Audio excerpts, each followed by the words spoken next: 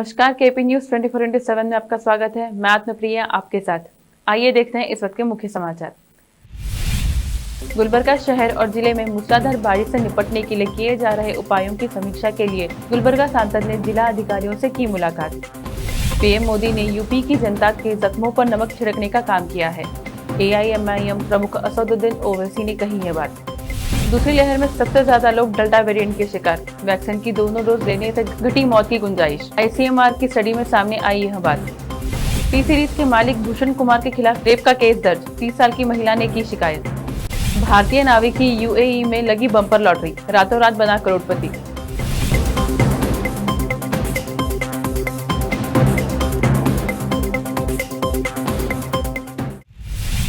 अब समाचार विस्तार से।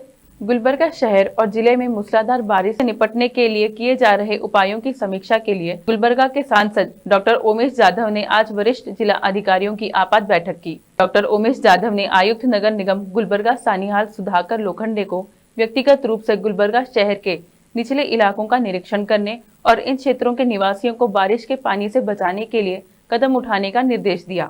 डॉक्टर उमेश जाधव ने आयुक्त गुलबर्गा नगर निगम गुलबर्गा को भी निर्देश दिया कि वह शहर में नालियों और नालों की सफाई करे और नालियों का निर्माण करें। Doctor YS Ravi Kumar police commissioner Gulbarga, doctor Sami Mariam George ACP Gulbarga, doctor Shankar Wankhiyal upper deputy commissioner Gulbarga के अलावा विभिन्न विभागों के वरिष्ठ अधिकारियों ने भाग लिया।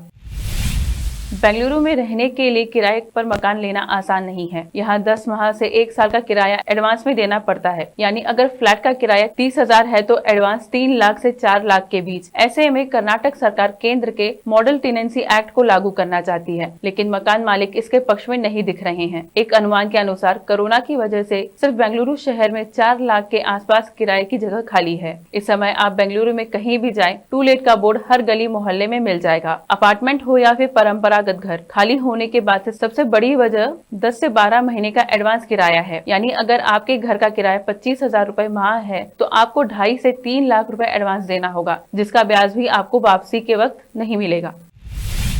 AIMIM प्रमुख असदुद्दीन ओवैसी गुरुवार को यूपी के मुरादाबाद में रोड शो कराने पहुंचे, जहां लोगों की भारी भीड़ ने उनका स्वागत किया। आज ओवैसी ने एक वीडियो शेयर किया है जिसमें पीएम मोदी द्वारा वाराणसी में की गई CM योगी आदित्यनाथ की तारीफ को लेकर कटाक्ष किया। उन्होंने कहा कि ये बड़े दुख की बात है। ताज्जुब भी हुआ कि देश के पीएम यूपी के लोगों के दुख, तकलीफ और बेबसी से डिस्कनेक्ट है कि हकीकत का इकरार नहीं किया। यूपी और केंद्र सरकार कोरोना की दूसरी लहर में जनता की जान बचाने में नाकाम रहे।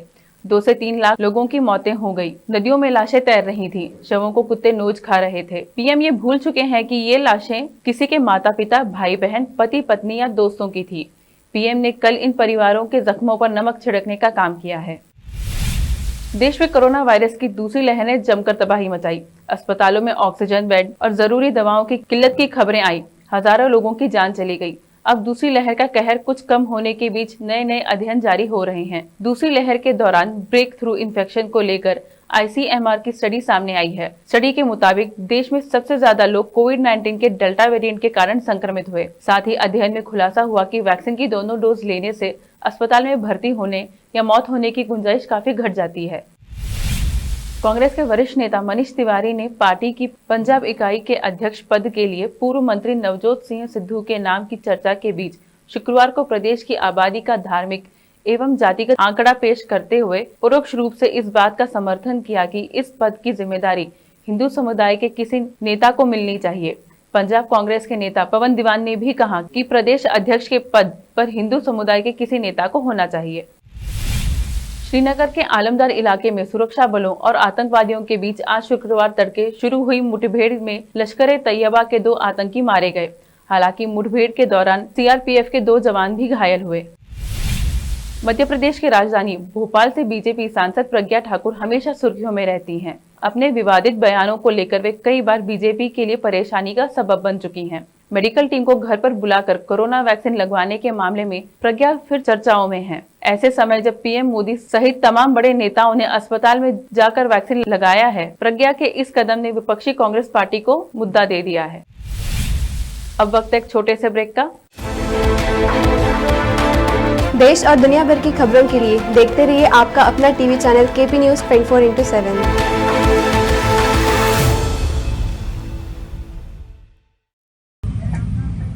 हेलो। हाँ, अरे मेरी बातचीत हो गई यार वो खान साहब से, लेकिन बार बार फोन करने का कोई मकसद ही नहीं है। छोड़ दो, तुमको पूरे सर्वर नंबर मालूम है। आओ भाई, हमारे पास 6 से 6 है। सब पीसफुल है, मैं करता हूँ। अरे भाई, कौन सी न्यूज जेन्युइन है, कौन सी न्यूज फेक है, कौन सी न्यूज नई है, कौन सी न्यूज पुरानी है, समझ में नहीं आ रहा। एक पे बता रहा 30 जनों को मारे, एक पे बता रहा 15 जनों को मारे। क्या है सही है, क्या गलत है, समझ में नहीं आ रहा। 1000 कंधों में नहीं जाना। केपी न्यूज 24/7 हिंदी चैनल है। हाँ, सीधा उसके ऊपर डाउनलोड करो, उसके बाद देखो पल पल की खबर आपको मिल जाती। अब भी डाउनलोड कर लेता हूँ। पहले सब्सक्राइब करो यूट्यूब पे। यस, आप लोग भी KP news 24/7 Hindi news channel है, इसको सब्सक्राइब करिए, अप टू डेट रहिए। जल्दी कीजिए।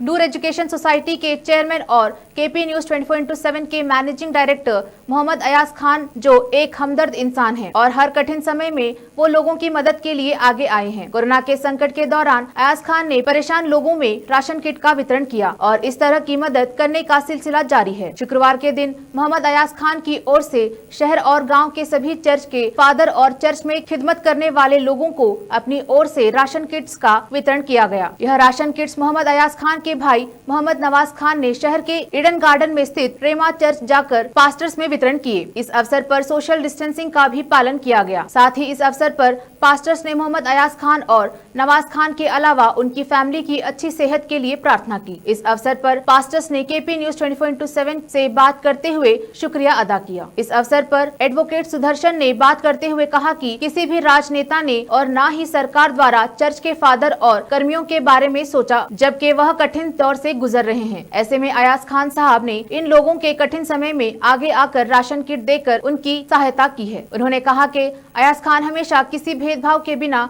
मुश्किल में रहे लोगों की मदद करते आए हैं। इसके लिए उनकी जितनी सराहना की जाए कम है।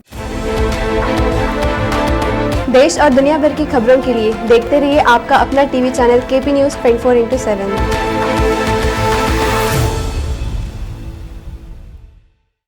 ब्रेक के बाद आपका फिर स्वागत है। आइए देखते हैं आगे के समाचार। टी सीरीज के मालिक भूषण कुमार के खिलाफ रेप का केस दर्ज किया गया है। 30 साल की एक महिला की शिकायत पर यह मामला दर्ज किया गया है। महिला का आरोप है कि 2017 से 2020 तक भूषण कुमार ने उसके साथ संबंध बनाए। पुलिस अभी तक इस मामले में ज्यादा कुछ कहने को तैयार नहीं है। वैसे डीएन नगर पुलिस ने यह मामला दर्ज किया है। मिली जानकारी के अनुसार शिकायतकर्ता एक मॉडल बताई जा रही है। उसके अनुसार काम दिलाने के बहाने भूषण ने उसके साथ संबंध बनाए। पुलिस अब भूषण को बुलाकर उसका बयान दर्ज करेगी, उसके बाद भी कोई कार्रवाई होगी। सूत्रों के अनुसार मामला पुराना और आपसी सहमति का लग रहा है, इसलिए पुलिस जल्दबाजी में कोई कदम नहीं उठाएगी। संयुक्त अरब अमीरात के एक लकी ड्रॉ में एक भारतीय नाविक ने 7.45 करोड़ रुपए की राशि जीत ली। खबर के मुताबिक महाराष्ट्र के ठाणे के निवासी गणेश शिंदे 36 वर्षीय ने यहां पहुंचने से पहले 16 जून को आधिकारिक Dubai duty free millennium Millionaire और फाइनेस्ट सरप्राइज ड्रॉ वेबसाइट से जैकपॉट टिकट खरीदा था। शिंदे ब्राजील की एक कंपनी के लिए नाविक का काम करते हैं और वह दुबई और रियो डी जेनेरियो के बीच आते जाते रहते हैं और दुबई में इसके लिए ट्रांजिट ठहराव है। यहाँ आने पर उन्हें पता चला कि वह यहाँ जैकपॉट जीत गए हैं। उन्होंने बताया, यह अविश्वसनीय है, मुझे अब भी विश्वास नहीं हो रहा है। यह एक बड़ा अवसर है और मैं काफी खुश हूँ और दुबई ड्यूटी फ्री का शुक्रिया अदा करता हूँ। मैं जल्द ही वहां आऊंगा। मिलेनियम मिलेनियर लकी ड्रॉ की शुरुआत 1999 में हुई थी और वह इसके 181वें भारतीय विजेता हैं। अगर कुछ कर गुजरने के इरादे मजबूत हों तो राह में आने वाली सभी मुश्किलों को दूर कर मंजिल हासिल की जा सकती है। ऐसा ही कुछ कर दिखाया है राजस्थान के बूंदी जिले के नैनवा उपखंड क्षेत्र के बामन गांव पंचायत क्षेत्र के 13 गांवों के ग्रामीणों ने। उन्होंने बिना किसी सरकारी सहायता और इंजीनियरों के क्षेत्र का जलस्तर सुधारने के लिए जन सहयोग से 45 लाख की राशि एकत्रित कर भोमपुरा गांव के पास लंबा चौड़ा बांध बना डाला। बांध बनाने के लिए ग्रामीणों ने अपनी 350 बीघा जमीन दांव पर लगा दी। बांध के लिए ग्रामीणों ने भोमपुरा, हीरापुर, लालगंज, खेरुणा, बागड़ा, नाथड़ा, नाथड़ी, गुढ़ादेवजी, गावड़ी, भवानीपुरा और करीरी सहित 13 गांव के लोगों ने बांध बनाने की ठानी। इसको उन्होंने पूरा भी कर दिखाया। अफगानिस्तान में भारतीय पत्रकार दानिश सिद्दीकी की हत्या हो गई। दानिश न्यूज एजेंसी राइटर्स के लिए काम करते थे। कुछ दिनों से वह कंधार में मौजूदा स्थिति को कवर कर रहे थे। राइटर्स की खबर के मुताबिक शुक्रवार को दानिश तालिबान लड़ाकों और अफगान आर्मी के बीच जंग को कवर कर रहे थे। इसी दौरान उनकी हत्या हुई। दानिश भारत में रिटायर्ड पिक्चर्स टीम के प्रमुख भी थे। अफगानिस्तान के राजदूत फरीद महमूदे ने शुक्रवार को इस बात की जानकारी अपने ट्विटर हैंडल पर दी है। हत्या किसने की और इसकी वजह क्या थी, इस बारे में अभी कोई जानकारी सामने नहीं आई है। बिहार में एक अजीबोगरीब मामला सामने आया है, जिसमें डॉक्टरों ने एक शख्स के जबड़े से 82 दांत निकाले हैं। इस शख्स का नाम नीतीश कुमार है, जिसे लंबे अरसे से दांतों से जुड़ी समस्या थी। डॉक्टरों के मुताबिक ऐसा मामला लाखों में किसी एक व्यक्ति में सामने आता है। 17 साल के नीतीश के जबड़े से डॉक्टरों ने 82 दांत निकाले हैं। उन्हें काफी समय से दांतों से जुड़ी समस्या थी। जब वो डॉक्टर के पास गए तो डॉक्टर भी उनके अजीब तरह के जबड़े को देख हैरान रह गए। फिर डॉक्टरों ने जांच में पाया कि नीतीश के जबड़े में ये एक तरह का ट्यूमर था। वह 5 सालों से इससे जूझ रहे थे। डॉक्टरों ने बताया कि ओडोंटोन नाम का ये एक तरह का जटिल ट्यूमर होता है। बॉलीवुड एक्ट्रेस कटरीना कैफ आज अपना 38वां जन्मदिन मना रही हैं। इन्होंने अपने दिलकश अदाओं से दर्शकों को दीवाना बनाया हुआ है। कटरीना कैफ के बचपन की कई तस्वीरें सोशल मीडिया पर अक्सर वायरल हुई। आज हम आपको उनकी झलकियां दिखाने जा रहे हैं। इंटरनेट पर उनके बचपन की इन फोटोज ने खूब तहलका मचाया है। कुछ तस्वीरों में उनकी क्यूटनेस कुछ ऐसी है कि आपको तस्वीरों में एक्ट्रेस को पहचानना मुश्किल हो जाएगा। हिंदी सिनेमा की दिग्गज एक्ट्रेस सुरेखा सिकरी ने दुनिया को अलविदा कह दिया है। थिएटर, टीवी और सिनेमा के बड़े पर्दे यानी बॉलीवुड को उन्होंने अपनी अदाकारी से रोशन किया। किरदार में ढलकर जब वह अपनी खनकती आवाज से संवाद करती थी, पर्दे पर किरदार निभाते देखना एक सुखद अनुभव होता था। सुरेखा यूं तो काफी समय से बीमार चल रही थी, लेकिन आज सुबह कार्डियक अरेस्ट की वजह से उनका निधन हुआ। आज उनके निधन की खबर आने के बाद थिएटर, टीवी और बॉलीवुड तीनों जगह पर शोक की लहर है। सेलेब्स अब सोशल मीडिया पर उन्हें श्रद्धांजलि अर्पित कर रहे हैं। सुरेखा सिकरी को याद करते हुए पूजा भट्ट ने लिखा कि वो कुदरत की ताकत थी, इसलिए उन्हें रेस्ट इन पीस के बजाय raise in peace Surekha ji लिखना सही होगा। आखिर में फिर एक बार देखते हैं मुख्य समाचार। गुलबर्गा शहर और जिले में मूसलाधार बारिश से निपटने के लिए किए जा रहे उपायों की समीक्षा के लिए गुलबर्गा सांसद ने जिला अधिकारियों से की मुलाकात। पीएम मोदी ने यूपी की जनता के जख्मों पर नमक छिड़कने का काम किया है। AIMIM प्रमुख असदुद्दीन ओवैसी ने कही है बात।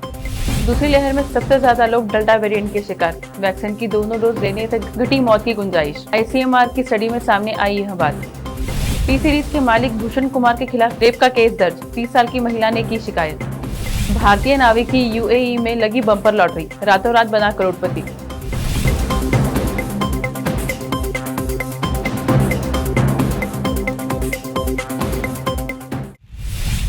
KP न्यूज में फिलहाल इतना ही। देश प्रदेश के समाचारों के लिए देखते रहिए KP न्यूज 24x7। धन्यवाद।